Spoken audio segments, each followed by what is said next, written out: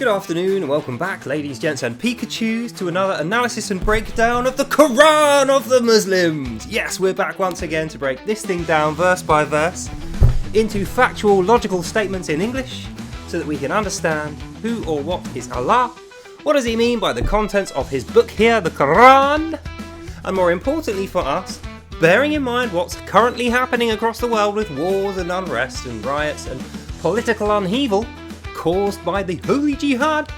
How does this affect us as non-believers in our lives today? So before I start, as I always do, I'm going to tell you now, if you have any doubts as to the things I'm about to say or the factual accuracy of my statements, please buy and read one of these, a Tajweed Qur'an. This is the one we're going to be using, and the reason we're going to be starting the entire series again, even though I've done like a million videos already, I have been heavily criticised for using the wrong Qur'an. So point one we're going to learn is, even though they claim there's only one Qur'an, it's been perfectly preserved word by word and it's exactly what Allah needs to say. Apparently that is not correct, because my other 7 Qur'ans that I used last time are all completely wrong. This is the one I was told to use, and this is the one we're going to be using. So, with that in mind, let's begin. Now, as you'll notice, sorry, I've got an itchy nose. As you'll notice, it opens in the opposite way. It opens right to left. It's like, where have we seen that before? Which other book in history, i.e. the older book than this, you know, the one the Jews use, what language was that written in? Well, it's written in Hebrew, isn't it? The Jewish language, which consequently goes from right to left. So it's kind of weird how they've copied that. You know, we know that's what they've done because it opens from the wrong side. But anyway, let's get started, because it's a fairly long book and I feel like there's a lot to go through. So, because I got so heavily criticised last time, you didn't read the whole thing! Apparently, if we read through this word for word, we're all going to be willing to become slaves of Allah and be Muslims. Which I think is absolute nonsense, but that's what we're going to do. We're going to read through it, every single word, then we're going to discuss what the absolute blinking heck he's talking about. This time I'm going to try not to swear. I did some swearing in the last video. So, no verse numbers or anything. It just goes straight into it in a quote. In the name of Allah, most gracious, most merciful, we have without doubt sent down the message and we will assuredly guard it. That's what it says. And then it's got a little Arabic squiggle. So the first thing I notice is this is different to all the other 7 that we went through last time. It means the same thing, but the wording is slightly different, although the first line is the same. So what I'm thinking is the person who translated the Tajweed Qur'an didn't translate it the same as those 7 guys did. So this guy is trying to tell us something in his own words, i.e. it is not Allah's own words. So we know this isn't accurate either, O Muslims. None of your Qur'ans are accurate, which is why they all say different things. But anyway, perfectly preserved Qur'an, let's get to it. In the name of Allah, most gracious, most merciful, we have without doubt sent down the message. So this is the angels of Allah talking. That's what I think this is saying, even though it doesn't tell you. In the name of Allah, most gracious, most merciful, we have, we being the angels, like it, you know, it's not going to be Muhammad because there's only one Muhammad, plus he's not mentioned by name, so we're thinking, because it doesn't say peace be unto his name or any other such rubbish, we have without doubt sent down the message, means someone up there has sent down the message to us down here.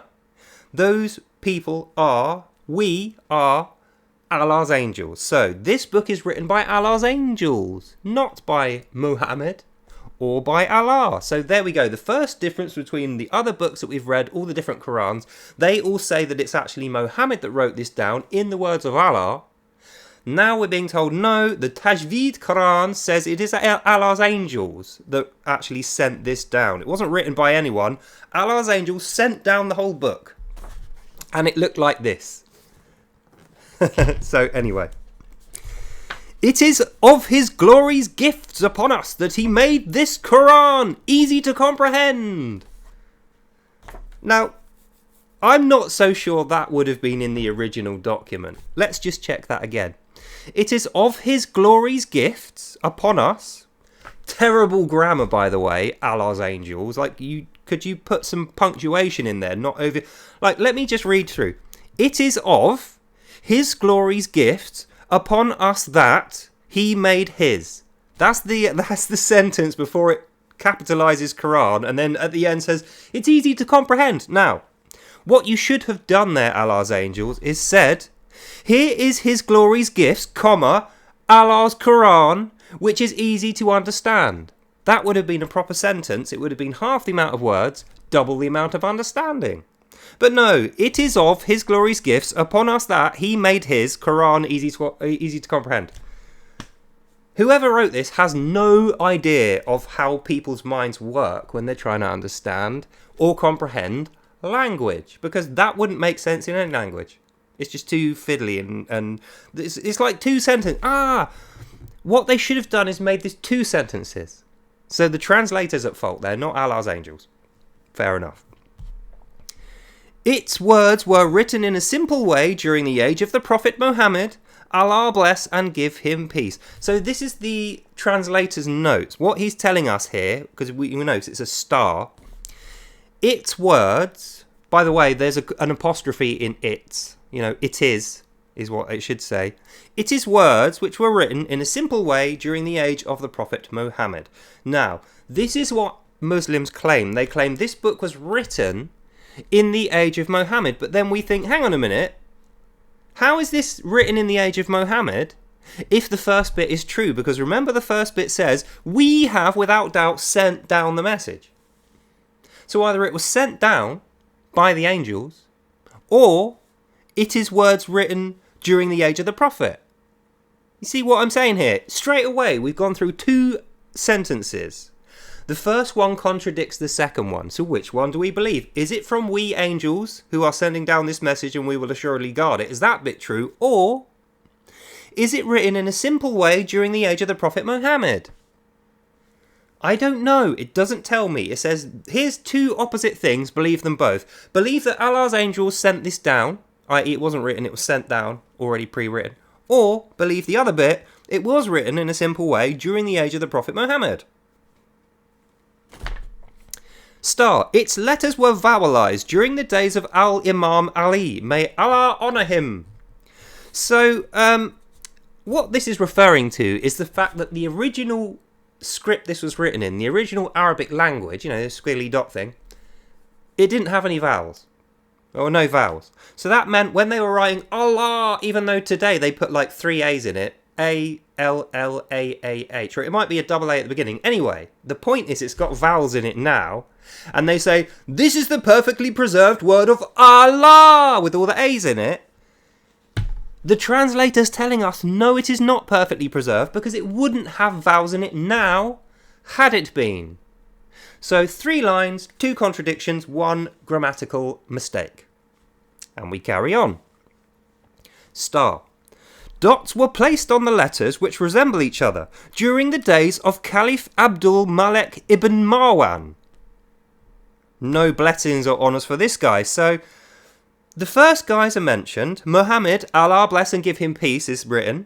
Then the second guy that's mentioned, Al-Imam Ali, may Allah honour him, is written in brackets. So the first 2 guys are getting honours. So they presumably were involved in the first writing of the Quran. So it wasn't sent by the angels. The first line's false then. If these guys are being honoured for vowelizing and writing it down during the time of the Prophet Muhammad, 532 AD was when he died. If that's the case, then no, it was not sent down by his angels who will assuredly guard it. That first bit is wrong. Sorry, Muslims, just a fact. Logic, maths and logic's what we do here. So then we go back to dots were placed on the letters which resemble each other, because a lot of the letters do resemble each other in ancient Arabic. There's like 3 or 4 different characters that look exactly the same. And the only thing that differentiates them is what part of the sentence they're in or which word they're in. So, during the time of Caliph Abdul Malik ibn Marwan, it was decided by this guy, we're going to put dots on the letters. So we're going to put 1 dot under this one, 2 dots under this one, 3 dots under this one, so that these are different, no matter which word they appear in. So this guy has shown logical format. He's thinking about the reader. How are the guys going to understand this when I write it to them? Which suggests to me that they can't understand it. So before the time of Caliph Abdul Malik ibn Marwan, when he started adding the dots and the vowels, nobody could flipping well understand this stuff. And I'm not surprised, because we were told one thing in the first sentence, another thing in the second sentence. Then we were told, here's some excuses why you wouldn't have understood it originally. There's no vowels, we need to put dots on the letters. These two guys are being honoured, Prophet Muhammad and Al-Imam Ali. But the guy who placed the letters which resemble each other during the days of Caliph Abdul Malik ibn Marwan, he gets no blessing. So the guy who actually changed it for the better so that people could understand it, he doesn't get any blessing. But Muhammad and the Al-Imam Ali, whoever that guy was, Allah's honouring those guys. So why is this third guy here, Muslims? Caliph Abdul Malik ibn Marwan, who the blinking hell is that guy? Why is Allah not honouring him with a "May Allah honour him" in brackets after his name? He's like the only one who's done anything useful for you. Anyway, we're getting to the end of the first page now, so we'll finish off now. Bear with me, guys. We're getting to the drawn-out long bits. I'm going to try and make it interesting for you, but we need to know this if we're going to understand the rest of this book. Star. Now, Allah has gifted us with the idea of symbolizing some of the letters which are subject to recitation in His noble book by using colours to indicate the rules of recitation and their timing in order to facilitate the recitation of the noble Qur'an. As being fortunate by Allah and His guidance, in full compliance with His glory's words, quote, intone the Qur'an slowly and distinctly, end quote, kind of like what I'm doing now. So that's the end of the first page. And what have we learnt so far? So bad. This is whoever Muslim who asked me to redo my whole series on this one. A, I bet you didn't think I was going to do it. Guess what? You were wrong. I'm doing it. B, this is even what this is the worst Quran ever. Like, this is like written for a child who you just need to instruct them because their own logical mind is going to be going ding ding ding, alarm bells. This is flipping nonsense. So let's go through it. Sentence 1, quote, in the name of Allah, who is most merciful, most graceful, we have without doubt sent down the message and we will assuredly guard it. We means Allah's angels. So Allah's angels sent down the message. They didn't write it in a book. They sent it down as a message, i.e. I'm telling you it. It was a vocal tradition there. Second, it is of His glory's gifts upon us that He made the Quran easy to comprehend. It's not easy to comprehend. So they're telling the child who's reading this, because it isn't like written, I'm going to tell you Quran now. It's written in that way, like it assumes the person's very stupid, either that or they're just really naive, like a child would be. So line number 2 says, it's easy to comprehend, i.e., angels sent you this as a vocal message, then someone wrote it down, and it's very easy to understand it, so if you don't understand something as easy as this, you are stupid. That's the between the lines implication. Why wouldn't you understand it, O child, if it's easy to comprehend, unless you were stupid? So they're planting the seed of doubt in the child's mind in line 2 by saying, this is the glory's gifts, and it's easy to comprehend. So if you don't understand it, you are not understanding easy things like, you stupid Muslim child. That's what this is saying. And the other thing says, it is of His glory's gift. So if you don't understand it, you're stupid. If you don't accept it, you don't accept glory. You are shameful. Bad. That's what the... Look, I know Muslims, it doesn't say that in the words, but I'm making sense of the words it does use, which is what you lot don't seem to bloody do. Like, you don't spend any time thinking about your own scripture because it just instructs you like a blind person in a dark tunnel. It says, it is of His glory's gifts upon us. So does that suggest that this is glorious? Yes. Therefore, if you don't take it on board and believe it, you are not of glory. You don't have glory. You don't want glory. You don't understand glory. And He made it easy to comprehend. So if you don't like it, you're not glorious. If you don't understand it, you're stupid. That's what second line says of this. So then we go through the bit about the vowelization. Al-Imam Ali, may Allah honour him, in brackets is what it says. Then it shows you a little demo, which I'll show you there. You see that? So it's showing you The first one is how it would have been perfectly written the first time, even though it was actually sent as a vocal message from Allah through his angels. Second hand by the time the angel... So, let me get this straight, Muslims. Allah wrote it and it's perfectly preserved word by word, despite the fact that here it says, in the name of Allah. It doesn't say Allah says this, it says in the name of Allah. So Allah is telling the angels in his name.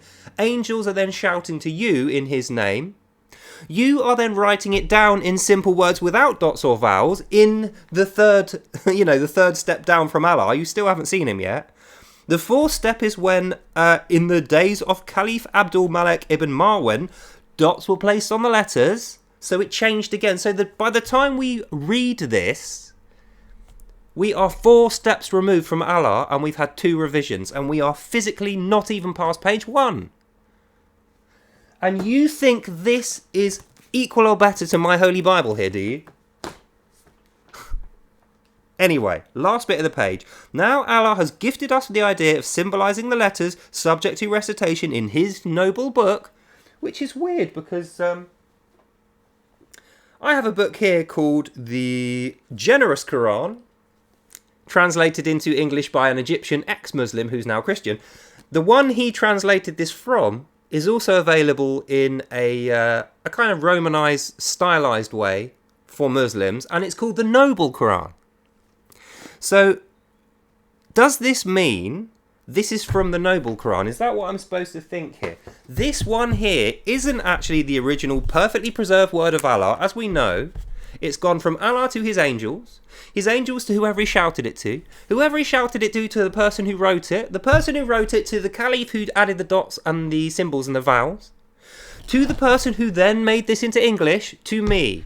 7 steps removed. And we know it's not perfectly preserved because it's got calligraphy with dots and vowels. 2 things it didn't have in the original script after the angels of Allah had told it to whoever it was. 17 minutes, ladies, gents and Pikachus. Complete confusion. Nothing holy about it, but that's what it says. If you don't believe me, buy it and read it yourself. Now it's starting to make sense to me why these guys are so flipping mental. Page number 2. Oh, this is fun. So page number 2 has no verses on it. It looks like that. You see that? And the reason it has to do this, there's the thing about the colours up the top there. The reason it has to do this is because since we are such a stupid child and need help reading, since we're so idiotic and we're not going to understand this, and it's already supposing that we're going to argue with it and we're not going to understand it while we're arguing with it, it's saying we're going to colour code all the different bits and we're going to give you the Allah script, the Arabic script, so that you can check back with the original manuscripts. And it's like, hang on a minute. If we could get the original manuscript, wouldn't that prove that it wasn't the accurately, perfectly preserved word of Allah? Since this is even said on page 1, it's got vowels and it's got dots on the letters and it's got colour coding. But the original manuscript, if it was indeed from 532 AD, would not have those things. It would be different. It's virtually written in a different language. It's like Arabic version 1, this is Arabic version 2 turned into English. So we know that's the reason they're putting all this in here. This is not accurate to the original manuscript, even though it's going to now tell us that it is. And it's suggesting, by having all this in there, that it is actually from the original manuscript. This has dots and vowels. So it isn't. This is made up. This is a propaganda.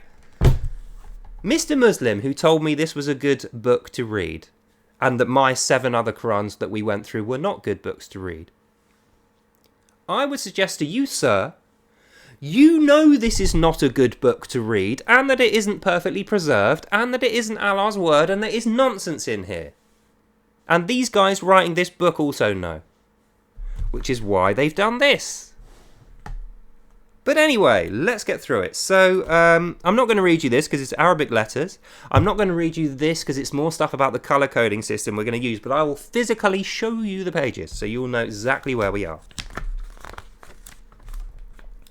Al-Fatiha, the opening chapter. This is the bit I'm going to read you now. This is a prayer for Allah And I will just append my reading of this by saying, even though I'm reading this out, I'm not praying to Allah when I do this.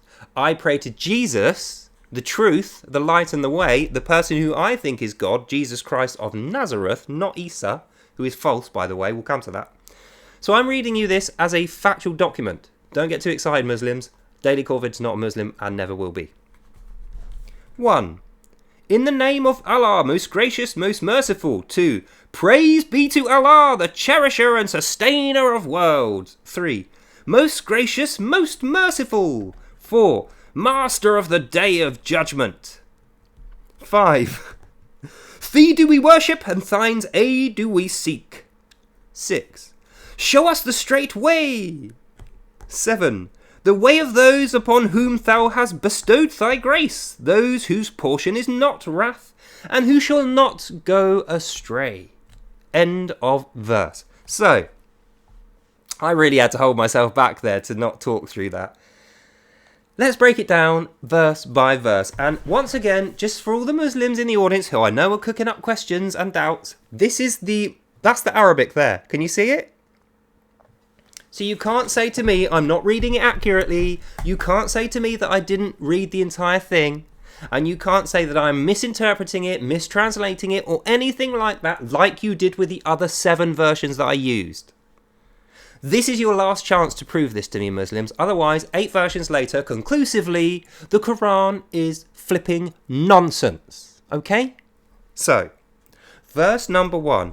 In the name of Allah, most gracious, most merciful. So we are being told here, in the name of Allah, Allah is telling you in his own name that he is the most gracious and he is the most merciful. So, is there any evidence of him being gracious and merciful? Well, he's sent his message down through his angel to someone else who wrote it down with someone else there, then someone else added dots and vowels, and someone else then rewrote it, which was translated into English. So actually, the mercy and the grace of me having this book to read is through people.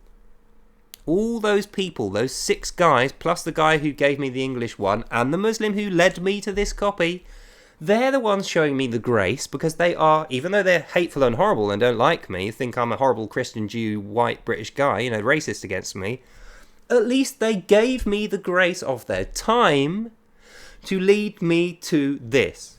That was not Allah. That was not Allah's angels. That was men doing that. But anyway, in the name of Allah, Allah tells you he's the most gracious, he's the most merciful, and even though he is the only character that we have so far, Allah, most merciful, most graceful, who is he most gracious compared to, O Muslims? You ever thought about that? If I'm the only person in a room, and then I create you, and you're the second person in the room, I'll call you Adam, just for example's sake. If I want you to know that I'm gracious and merciful, I would say, hello Adam, I'm God. I'm gracious and merciful. Then I would tell you what gracious and merciful actually meant, because you've just been born, you don't know anything. If I say I'm the most gracious, who am I more gracious than?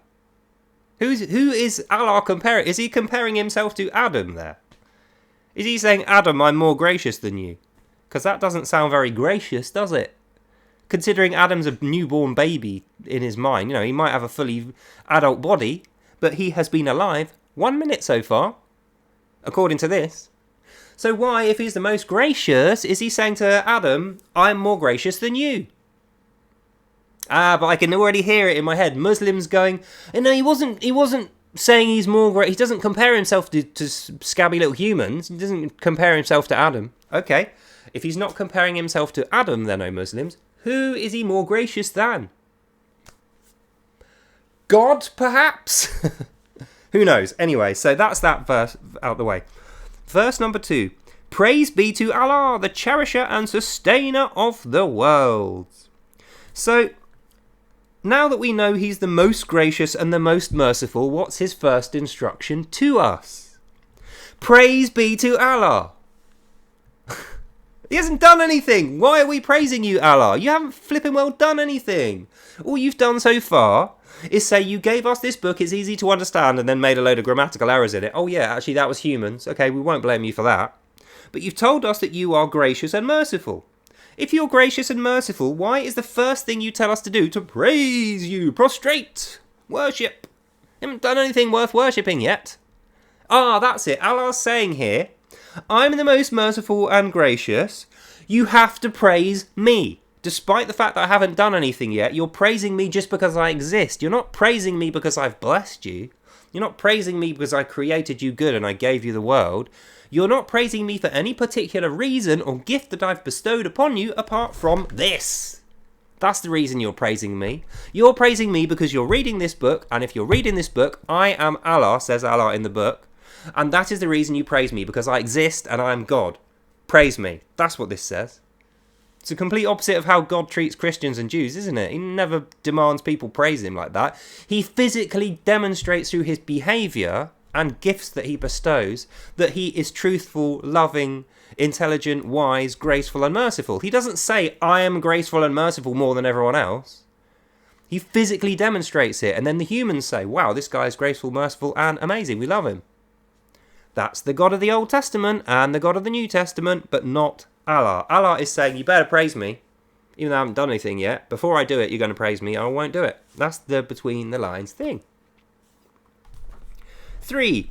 Most gracious, most merciful. Didn't you just say that a minute ago, Allah? You're repeating yourself, Allah. Allah. No, we're not going to talk to Allah, like I was doing in the old series. So, it's very curious to me how 3 is most gracious, most merciful, because I'm sure 1 says most gracious, most merciful. So why does he feel the need in 3 lines to repeat himself from line 1? Does he think your memory is like a goldfish? You're going to have forgotten it? Is that the reason he's doing it? Or does it seem like somebody has 2 copies of a similar document? One of them had the first line saying gracious and merciful, and the other one had different stuff 1 and 2, and then the third line said gracious and merciful, and somebody has cut and shut those 2 documents together to make this, i.e. it is not the perfectly preserved word of Allah. But it doesn't say that, that's just logic. That's just, plain and simple fact of me reading it that's making me think that. But if I worship only Allah, I won't have any doubts or questions, as we will find out. So, verse number 4. Master of the Day of Judgment. What's the Day of Judgment, Allah? You're not allowed to know yet. See, it doesn't say that. But if you're a stupid Muslim child, like he told you, it's easy to understand this. If you have any questions, you're just thick.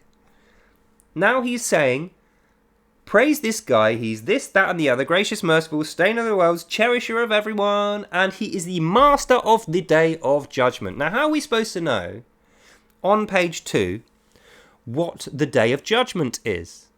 And actually, when I think about it, you just told me a minute ago you were gracious and merciful. How is the first thing you mention, O graceful and merciful Allah, the Day of Judgment, Judgment Day? It doesn't sound very gracious and merciful to me if you're judging people. Bearing in mind, I know what happens when you judge them. You basically kill everybody a second time. You dredge them up out of their coffins so that you can judge them a second time, then you just kill them all again. Apart from Muslims who get virgins and go to heaven or go to paradise. That is not gracious or merciful, and it is not the actions of a God who cherishes and sustains. Is it, Muslims? No. But anyway, let's carry on. 5. Thee do we worship, and thine's aid do we seek. So, he told us in 1 and 2, praise be to Allah. So we know that's what we're doing. When we're reading this book, we're supposed to be praising him the whole time, even though he hasn't done anything yet. And if we don't, he's the master of the Day of Judgment. So even though he hasn't explained what that is yet, we know what judgment means. A Day of Judgment means that's the day when you die, even though you have to be dead in order to get there. So your latter end is this one. Your second death is this one. The Day of Judgment is your second death. You're done. But you had to praise Allah anyway all the way along. So what he's saying here is everyone has to praise me up until this Day of Judgment. Some of them will get killed a second time and they will just be completely destroyed, go to hell to burn for eternity, as we'll find out. And some of them will, by the skin of their teeth, pass through to the tentful of the holy virgins. Doesn't seem all that gracious, but what do I know? I'm just an infidel. And we move on. 6. Show us the straight way. Now, the straight way is a very interesting concept to me, because if we think of a straight way, like think of a way as a road. If a road is straight, do you need free will to figure out where you're going as you walk down that straight road? Or is the reason the road is straight to guide you down that path? That's what a straight road does. So we know when he says, show us the straight way, the implication is there is not a straight way. There is free will at this point. And we are saying, as part of our praise to Allah, Master of the Day of Judgment, show us the straight way. That is what this says. Show us the straight way. So our prayer to Allah, bearing in mind he hasn't done it yet and he won't do it unless we ask for it.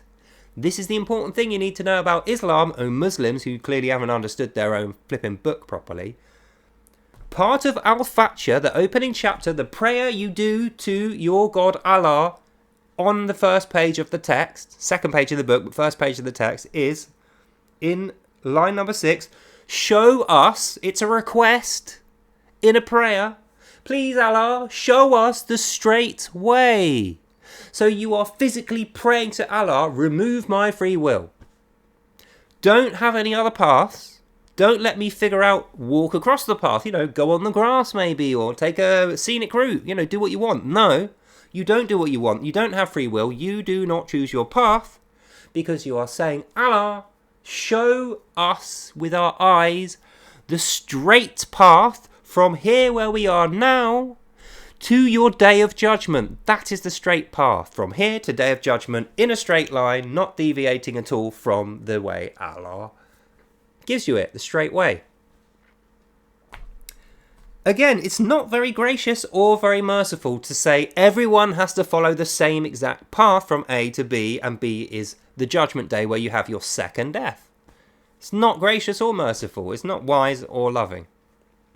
But it's what Allah has asked you to say to him, so he is asking you to ask him through his 7-layered message from Allah to angels, angels to guy on the floor to Muhammad, Muhammad to the guy that can write, the guy that can write to the guy who did the vowels on the dots, the guy that can do the vowel on the dots to English, to the guy who told me to read this now and me, so I'm 8th. It's not a perfectly preserved word. As we can see, it doesn't make a lot of sense. And the first thing that you do, O Muslims, is you pray to Allah to remove your free will and punish you with the day of judgment. You're asking for it. You're literally asking Allah, who I think is Satan, by the way, if you watch any of my other videos, you, in this prayer to Allah, you're praying to a false god, because he even says later on that he's, he doesn't say it, but he makes it obvious that he's a false god. You are to praise him. That's verse 2. This is the prayer that you have to say, Al-Fatiha.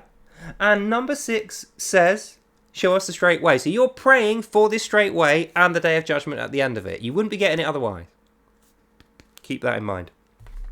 And then we reach the final verse of the page. 7.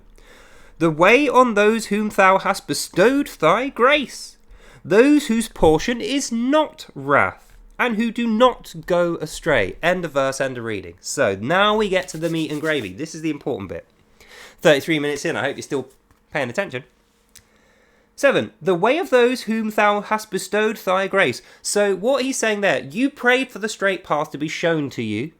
Allah shows you to the straight road and then puts you on it, so you're walking in a straight line towards the day of judgment.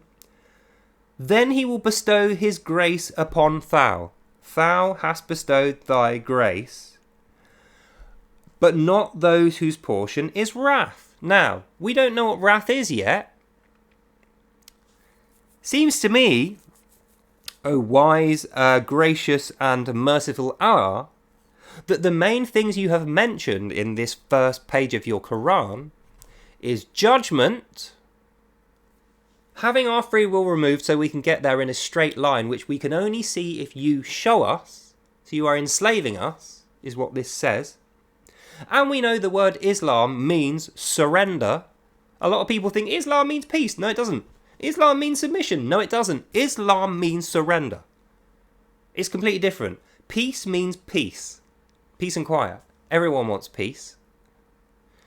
Submission means I'm willingly submitting to you. I'm going to put down my weapons and submit to you.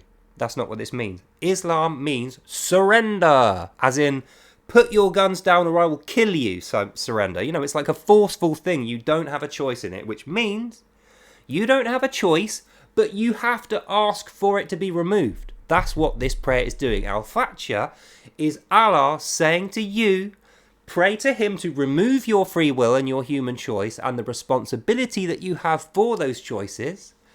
Then he will show you the straight way, A to B, to the day of judgment. If you do that, then he will bestow thy grace upon you after you've reached the day of judgment. So you're not going to get grace in life at all. That's what this says. He says, after you are shown the straight way, then you will have the bestowed grace. Unless you are going to go astray, and then your portion will be wrath. So that means straight path. If you deviate off it at all, whether it was your own meaning or not, whether you wanted to or not, whether someone else misled you or not, you are then disqualifying yourself from grace at the end, because you're not going to get it through life anyway. But you are going to have a portion of wrath. So that suggests you are going to get the wrath in your life. So at the end of the straight path is judgment, where you get killed a second time, and then after that you will get grace if you're lucky, but you don't get it along your life. You are going to get wrath. You will get portion after portion after portion of wrath, hence why he's used the word portion. And the reason you're getting portions of wrath is because you went astray from the straight path using your free will, or someone else used their free will and you followed that and you didn't follow Allah. That's the end of page 1 of Al-Fatiha. That's the whole of Al-Fatiha. Congratulations, ladies and gents. You have now read Al-Fatiha in whole. 100% of Al-Fatiha has been understood and read by you. That is it. So we know the first book of the Qur'an is 8 sentences. That's the entire book, 8 sentences. And the entire book of Al-Fatiha, all 8 sentences, equate to this. Allah is all-powerful and gravy. He is amazing. You must bow to him and worship him. The reason you're worshipping him is because he is the sustainer of your world and all other worlds, and he is the cherisher of those worlds. He is gracious and merciful, and the most important thing, which is actually relevant, because none of that stuff is, he is the master of the day of judgment. After you die, the day of judgment, the second death bit. Therefore, thee do we worship, so that's the reason you're worshipping him, because he's the master of that day of judgment, and you've now prayed to him, so you're going there, according to you. And thine aid we seek. Now, think about it. If you're along a straight road, why do you need aid? He's already shown you the straight road. It's straight. You could shut your eyes and walk along it. You still get there just the same. So why you need his aid? Oh yeah, that's right, because you're going to go astray, whether you like it or not. Then he's going to give you his wrath of his portion of wrath. So you're going to need his aid after he's given you the portion of wrath. You're going to need to redo an Al-Fatiha prayer to get back on the straight path. Otherwise, he'll punish you with his wrath. Very, very gracious and merciful, O Allah, is what I'm finding out here. So that's the end of this reading for today. 40 minutes to get through one page. And I'm going to say to you again, O Muslims, before you start whining and bitching in the comments and accusing me of being an evil Zionist. No, I'm not. I'm just a bloke. I'm just a random bloke reading a book with my logical, sensible mind, factually. If you don't believe me, buy it and read it to yourself. This is the one Muslims said to me I should be reading you, which is why I am. And the reason they said that is because apparently this one is wrong. The Generous Qur'an by Usama Dakdok, the Egyptian guy. Oh, apparently he doesn't know anything, so that's absolutely wrong. This one, the English Qur'an, this is also wrong. That was the first one I read.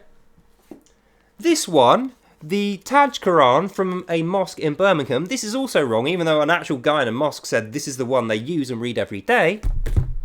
The one I have a copy of online, the Noble Qur'an, that was also wrong. Someone complained about that. Then you've got the online one, Quran.com. That's apparently wrong because it's a modern translation.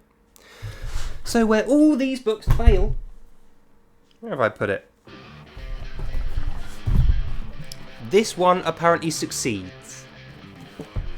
And that's the end of this video. So in summary, I think we can know before we read any further in this book, this is going to be a huge waste of brain cells, and the only benefit and purpose we have for reading this is so that we, i.e. everyone else on earth who is not a Muslim, you know, intelligent, caring, moral and decent human beings, we, when faced with the propaganda that these guys spread, i.e. the jihad is just a non-violent, you know, it's just like a word in the ear kind of thing, and it doesn't involve killing Jews or Christians or invading anyone else's country, certainly doesn't involve meddling in politics here and stealthily hiding themselves in companies and government offices waiting to spring the trap on us.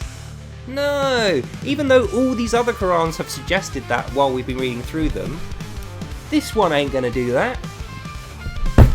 But we'll have to wait till the next episode in order to find out. So, that's the end of this video. Hope you enjoyed that and you learnt something. God bless you all. And I'll see you, beautiful people, in the next one. Bye now. And if you enjoyed that, there's going to be more where that came from, so meet me back here in a couple of days' time and we'll do the next episode of Without Lies, Islam Dies. The Quran of the Muslims will be read and understood. So until then, have a lovely day, God bless you all, and I'll see you in the next one. Bye!